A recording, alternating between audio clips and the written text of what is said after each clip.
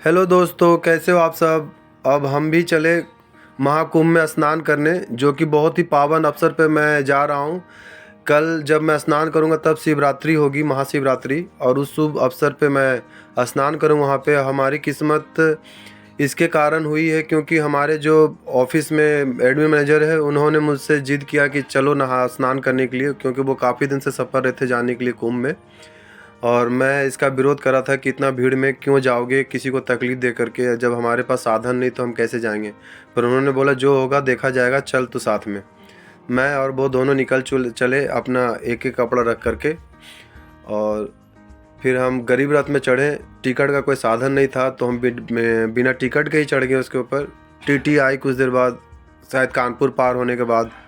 TT ने हमसे 1000 रुपया लिया दोनों का, वो 1500 रुपये मांग रहे थे। तो हम इस तरह से प्रयागराज पहुंच गए अपने डेस्टिनेशन तक। फिर वहाँ जैसे स्टेशन से बाहर निकले तो ये जो बाइक वाला भैया जो ले करके जा रहे हैं हमें, ये एक मुस्लिम है।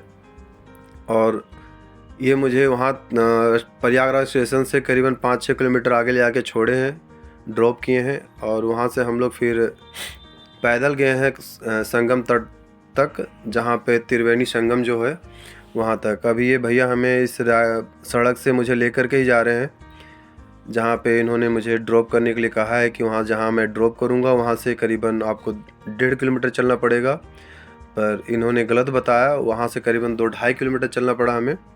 कारण ये था कि अगर पूरे रास्ते में ना इतना भीड़ था, इस कदर क्राउड था कि आप 5-7 किलोमीटर भी चल लो, 10 किलोमीटर भी चल लो तो आपको पता नहीं चलेगा। और ये संगम तट का रास्ता है जो हमें बाइक वाला ड्रॉप कर दिया है यहाँ से, और यहाँ से हम लोग पैदल चल दिए।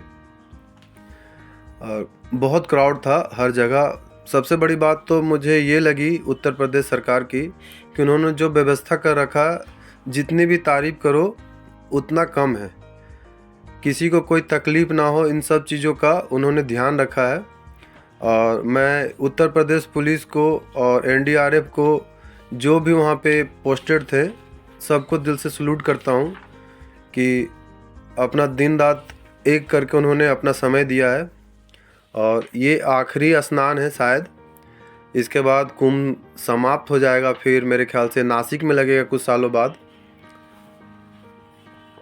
और हम पैदल पैदल चल रहे हैं। आप ऊपर बोर्ड देख सकते हैं, संगम 2 किलोमीटर लिख रहा है, जबकि हम अभी 500 मीटर करीब आ चुके हैं पैदल चल करके, जहाँ से वो बाइक वाला मुझे छोड़ा है। मुझे सबसे अजीब बात तो ये लगी कि जिस लड़के ने मुझे ड्रॉप किया वो एक मुस्लिम था। मुझे ये प्रॉब्लम नहीं कि वो मुस्लिम था। मैंने उससे पूछा, मुझे नहीं पता था कि किस धर्म से है वो। मैंने पूछा भाई आप तो यहीं को हो, तो आप तो बहुत नहाए होंगे, इसमें स्नान किए होंगे। मैं 3-4 बार कहने के बाद उसने बोला मैं क्यों स्नान करूँगा, मेरा कोई मतलब नहीं बनता। हम लोग क्यों ऐसा क्यों बोल रहे हो। मुझे लग रहा था वो यहाँ पे अगर ये काम कर रहा है तो शायद हिंदू ही होगा। तो बोला नहीं मैं मुस्लिम हूँ, मैं क्यों डुबकी लगाऊँ।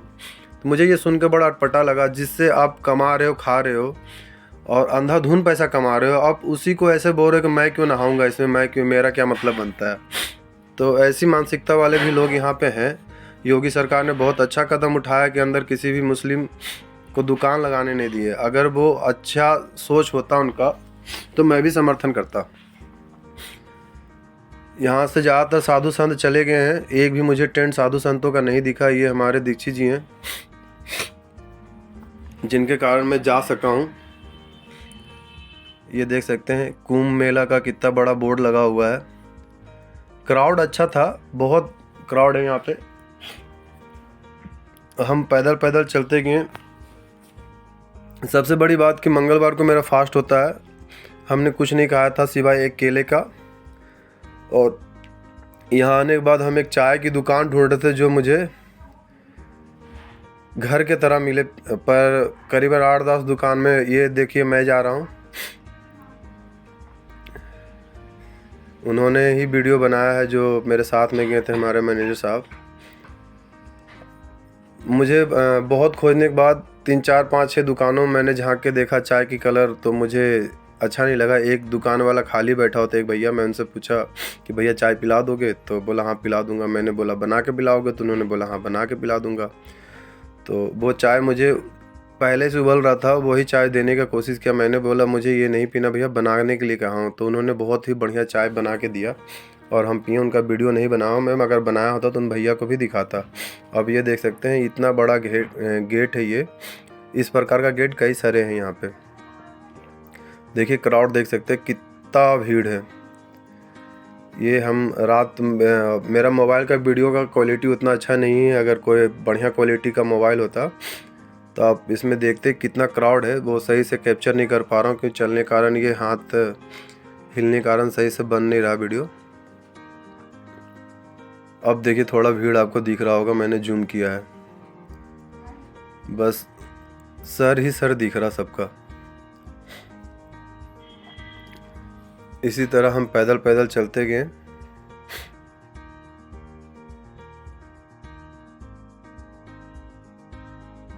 तो आप देख सकते हैं भीड़ देखिए किस कदर बढ़ गई है यहाँ पे, और ऐसे ही पूरा संगम तट तक मुझे भीड़ दिखा है। एक चीज़ तो है, अगर आपके पास मोबाइल का साधन ना हो ना, फ़ोन का, अगर आप थोड़ी सी भी नज़र से ओझल हुए तो फिर आपको नहीं मिलने वाले। ये देखिए मैं फिर से एक बार सामने आया हूँ कैमरे के। मैंने यूँ ही बोला कि भैया थोड़ा सा मेरा भी वीडियो बना दो, मुझे अच्छा लगा। और ये हमारे पीठ पे पिट्ठू बैग है।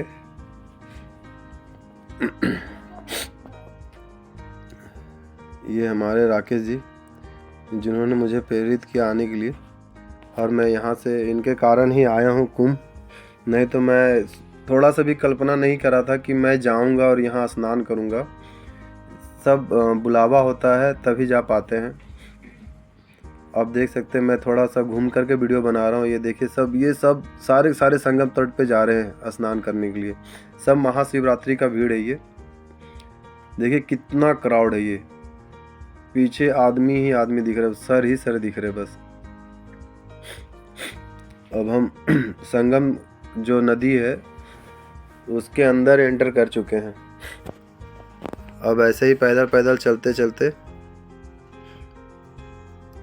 ये शायद गरुड़ द्वार मेरे ख्याल से है, मुझे ध्यान नहीं आ रहा, पर इसी तरह का कई सारे दरवाजे बने हुए, गेट बने हुए हैं, सबका अलग अलग नाम है। गणेश द्वार, गरुड़ द्वार, इस टाइप का बना हुआ सब जगह। अगर आपका हाथ छूटा तो आप नहीं मिलने वाले। यहाँ पे तो मुझे ऐसे ऐसे भी लोग दिखे हैं जो रस्सी बांध करके या पकड़ करके एक दूसरे को चल रहे हैं, हाथ में बांध रखा है। जैसे कोई माँ बेटा बेटी दादा दादी सब एक दूसरे को बांध करके चल रहे ताकि कोई भी मिसिंग ना हो इसमें से। अब देखिए हम लोग घाट तक आ चुके हैं, और ये संगम सबसे ज़्यादा क्राउड, पूरा एरिया संगम ही कहलाता है, पर सबसे ज़्यादा भीड़ वहाँ हो रही जहाँ संगम यमुना और गंगा जी का मिलन हो रहा है, जहाँ पे दोनों का संगम हो रहा है। किसी भी नदी का जो संगम स्थली होता है उन्हीं को प्रयागराज कहते हैं। सॉरी, प्रयागराज कह रहे हैं।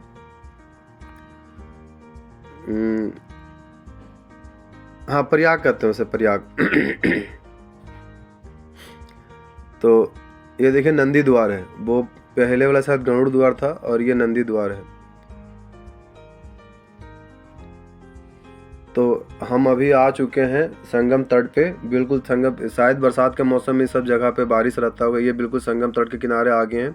आप देख सकते हैं कितने सारा भीड़ है। ये रहा यमुना जी, और मैं अभी आपको जूम करके दिखाऊंगा। ये पूरा यमुना जी है जो इधर से बह करके आ रही है।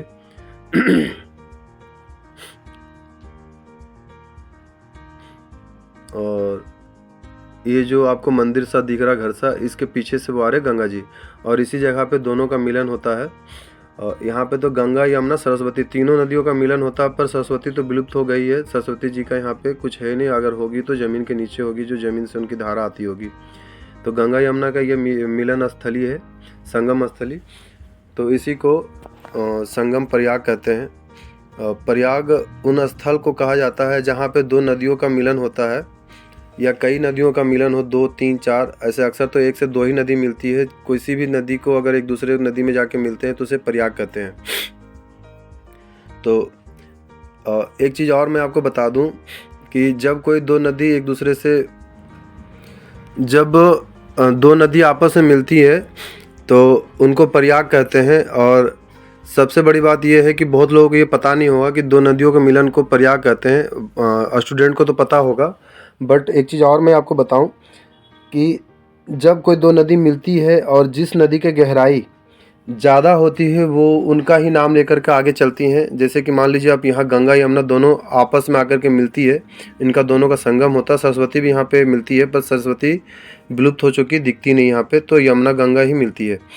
तो यमुना की गहराई कम होने कारण और गंगा की गहराई ज़्यादा होने कारण तो गंगा अपना नाम लेकर के चलती है। अगर यहाँ पे गहराई यमुना की ज़्यादा होती तो गंगा का नाम यहीं ख़त्म हो जाता और यमुना के नाम से जानी जाती है। किंतु यमुना की गहराई कम होने कारण गंगा जी अपना नाम लेकर के चलती हैं और ये हिंद महासागर में बंगाल की खाड़ी में जा कर के मिल जाते हैं। अब देख सकते हैं ये तिलक मैं लगा रहा हूँ, तिलक ही सनातन की पहचान है। और कुंभ में आए, महाकुंभ में, जो कि विश्व प्रसिद्ध है, बहुत लोग, बहुत दूर दूर से लोग यहाँ पे आए पूरे दुनिया भर से, तो तिलक ना लगाएं तो फिर क्या आप कुंभ आए। ये तिलक मैंने भी धारण कर लिया है और सबसे बड़ी बात कि मैं धोती पहना हूँ। और धोती में बहुत आजकल का तो पहनावा जानते ही हैं, जीन्स पैंट टी शर्ट है, तो मैंने धोती को चुना कि मैं पूरा मेला धोती पहन करके घूमूंगा। तो मैं धोती पहना हूँ। या पंडित जी ये देख लीजिए, और एक त्रिशूल और एक राधे राधे का उन्होंने मुझे ये सर पे लगाया है। और हम लोग स्नान करके निकल चुके हैं। स्नान करते वक्त भी मैं वीडियो बनाता, बट मैं इसलिए नहीं बनाया क्योंकि वहाँ पे बहुत सारे माताएं बहनें नहा रही थी, तो इसलिए मैंने वीडियो नहाते वक्त नहीं बनाया, क्योंकि मैं अपना वीडियो बनाते वक्त वो भी इसमें कैप्चर हो जाते। अब देख सकते हैं मैंने एक सोलो में वीडियो बनवाया है कि देखूं बना के कैसा लगता है। तो उन्होंने बनाया एक वीडियो, जो मेरे सर थे, और वाकई में मुझे तारीफ़ करे लोग कि बहुत अच्छा है वीडियो। और रहा दूसरी बात कि मैं ऐसे ही लुक में, यही धोती कुर्ता सनातन धर्म वाले जो लुक है, इसी लुक में मैं इसी वेशभूषा में पूरा मेला घूमा हूँ नहा स्नान करने के बाद। और हम लोग यहाँ से अब स्नान करके निकल चुके हैं। ये देखिए हम लोग वापस जा रहे हैं अब नहा करके, और मैं ऐसे ही घूम रहा हूँ। साधु का भेष तो नहीं बता सकता हूँ, बोल सकता हूँ उसे, बट हाँ, एक सनातन का जो रियल वस्त्र होता है वो मैं वही पहना हूँ। और ये देखिए पुलिस वाले भी घोड़े पे गश्त लगा रहे हैं। और सबसे मज़े की बात ये है कि यहाँ पे आओ तो पता नहीं चलता कि आप कितना टाइम स्पेंड कर लिए। और जितने भी साधु संत के टेंट थे सारे चले गए, मुझे तो दिखा नहीं कुछ भी।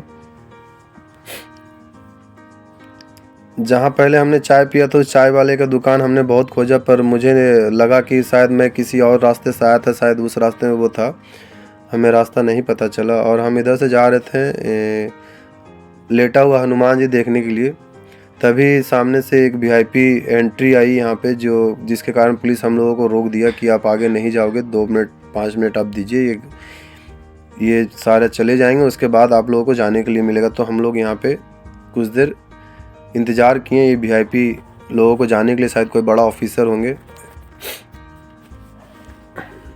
अब देख सकते हैं कितने सारे गाड़ियों के साथ ये यहाँ इसमें एंट्री किए हैं। यहाँ तक तो शायद गाड़ी नहीं आती आम आदमी का, ये कोई वीआईपी लोग ही हैं।